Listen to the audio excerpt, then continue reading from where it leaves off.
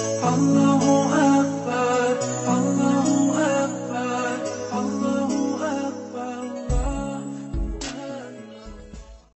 Assalamualaikum warahmatullahi wabarakatuh. Saya Aisyah binti Muhammad Said. Tajuk pembentangan saya ialah kepentingan membudayakan laras bahasa Nabi SAW dalam mewujudkan komunikasi berkesan ketika proses pengajaran dan pembelajaran. Objektif kajian saya mensasarkan yang pertama, menerangkan kepentingan membudayakan laras bahasa Nabi SAW dalam pengajaran dan pembelajaran, dan yang kedua, menghuraikan dua contoh laras bahasa Nabi SAW dalam mewujudkan komunikasi berkesan ketika pengajaran dan pembelajaran. Metodologi kajian. Saya telah memilih analisis kandungan sebagai reka bentuk kajian, manakala kaedah analisis data adalah merujuk kepada hadis-hadis yang muktabar dan palangan ulama yang tersohor.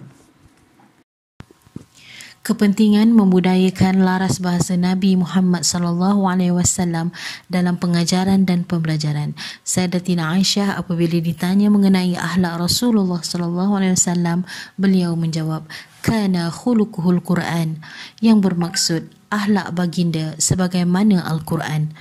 Di dalam riwayat ini, jelas akhlak Nabi SAW adalah yang terbaik sebagaimana ajaran yang terdapat di dalam Al-Quran. Tuntasnya, mencontohi kepribadian Nabi adalah elemen yang sangat penting, terutama bagi golongan pendidik yang bertanggungjawab mencorak kepribadian para pelajar. Laras bahasa yang pertama, perhatian yang sama rata untuk semua anak didik. Kita boleh merujuk kepada hadis Sahih Al-Bukhari, Kitab Al-Adab, bab 27, Rahmah Al-Nas wa Al-Bahaim, nombor 6010. Di dalam hadis ini jelas Rasulullah SAW tidak pernah mengenepikan sesiapa pun, biarpun seorang badui. Inilah sikap sebenar Rasulullah SAW yang senantiasa menyantuni dengan baik dan adil setiap manusia. Dalam komunikasi pengajaran dan pembelajaran, para pendidik sangat dituntut agar memberikan perhatian yang sama rata kepada setiap pelajar. Laras bahasa yang kedua, lemah lembut dan penuh kebijaksanaan. Kita boleh merujuk kepada hadis Sahih Al-Bukhari, Kitab 78 Al-Adab, bab 35 Ar-Rif fil Amri Kulli, nombor 6024. Di dalam hadis tersebut, dalam menyampaikan dakwah, Rasulullah SAW amat menitik beratkan golongan non-Muslim.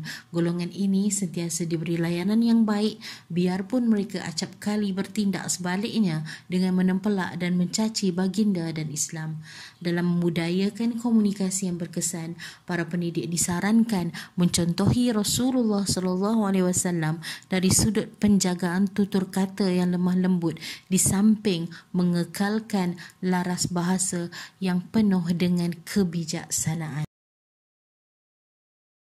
Sebagai kesimpulannya, semoga kita sebagai warga pendidik berusaha sedaya upaya mencontohi laras bahasa Nabi SAW dalam mewujudkan komunikasi yang berkesan dalam proses pengajaran dan pembelajaran. Semoga bermanfaat. Sekian, wabillahi taufik wal hidayah. Wassalamualaikum warahmatullahi wabarakatuh.